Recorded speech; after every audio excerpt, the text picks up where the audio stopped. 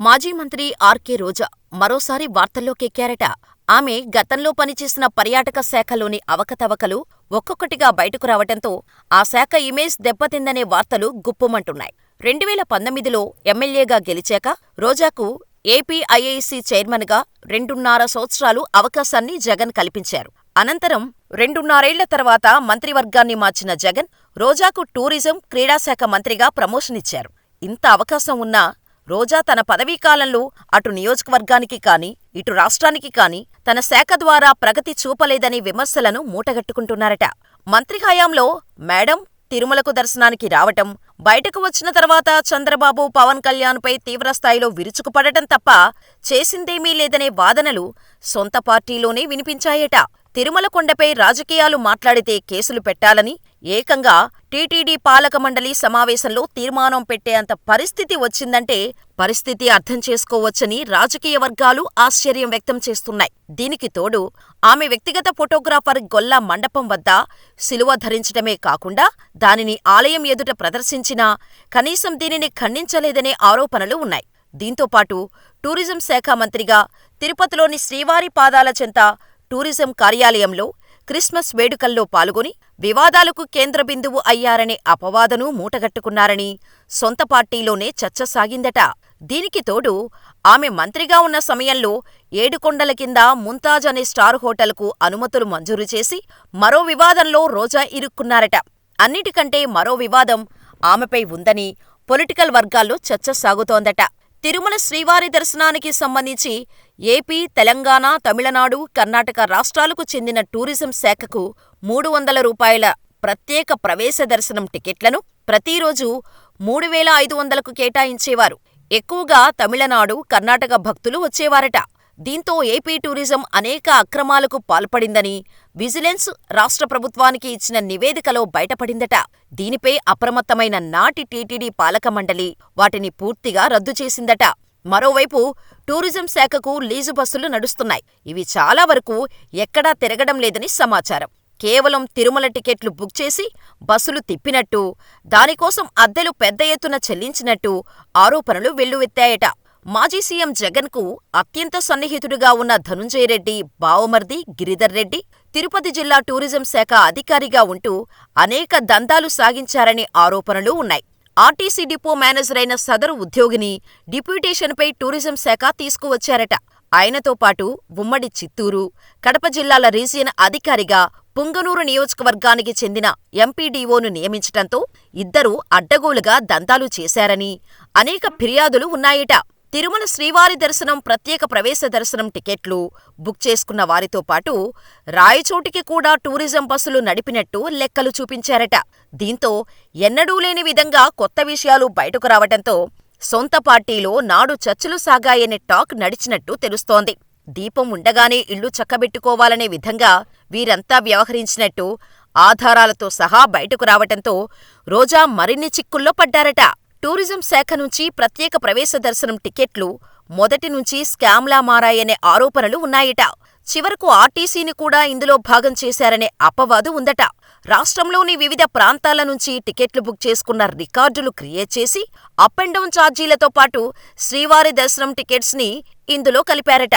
ఈ విధంగా టికెట్లు బుక్ చేసుకున్నవారు చాలామంది స్వామివారి దర్శనానికి మాత్రమే వచ్చి బస్సుల్లో మాత్రం ప్రయాణం చేసేవారు కాదట. ఈ టికెట్లను టూరిజం సిబ్బంది ఆయా బస్సు డ్రైవర్ల, కండక్టర్లతో ముందుగానే అందించి పాత టికెట్ల రసీదులతో సొమ్ములు దోచుకున్నారనే వార్తలు కూడా గుప్పుమంటున్నాయి. ఈ విధంగా ఆర్టీసీ ఆదాయానికి గండి కొట్టినట్టు ఆరోపణలు ఉన్నాయట. అదేవిధంగా అద్దె బస్సులు నడిపినట్టు రికార్డులు చూపించి డబ్బులు దండుకుంటున్నట్టు కూడా ఆరోపణలు ఉన్నాయి. ముఖ్యంగా చెన్నై, హైదరాబాదుతో పాటు తిరుపతిలో ప్రత్యేకంగా కౌంటర్లు పెట్టి ఈ వ్యవహారం నడిపినట్టు విజిలెన్స్ విచారణలో బయటపడటంతో ప్రభుత్వ పెద్దలే నాడు కంగుతిన్నారనే వార్తలు వినిపించాయి. దీంతోపాటు శిల్పారామాల్లో అక్రమ దందాలు, టూరిజం హోటల్సు, బార్లలో అడ్డగోలు వ్యవహారాలు నడిచినా ఏ రోజు తన శాఖలపై నాటి మంత్రి రోజా రివ్యూ చేసిన దాఖలాలు కూడా లేవనే టాక్ నడుస్తోంది. దీంతో ఇష్టారాజ్యంగా సిబ్బంది దందాలు నడిపిన పరిస్థితి ఏర్పడిందని తెలుగుదేశం నేతలు ఆరోపిస్తున్నారు. ఏపీ టూరిజం శాఖ ఎఫెక్టు మిగతా రాష్ట్రాల భక్తులకు శాపంలా మారిందట. మిగతా రాష్ట్రాలకు చెందిన భక్తులకు ప్రత్యేక ప్రవేశ దర్శనాలు రద్దు చేస్తూ టీటీడీ నిర్ణయం తీసుకుంది. మరోవైపు తిరుమల శ్రీవారి పాదాల చెంత గతంలో కిరణ్ కుమార్ రెడ్డి ముఖ్యమంత్రిగా ఉన్నప్పుడు దేవలోక్ ప్రాజెక్టుకు తిరుమల కొండల మీద జూ పార్కు కోసం అలిపిరికి మధ్యలో 22 ఎకరాలు కేటాయించారు. అయినా ప్రాజెక్టు నిర్వహణ ప్రారంభం కాలేదు.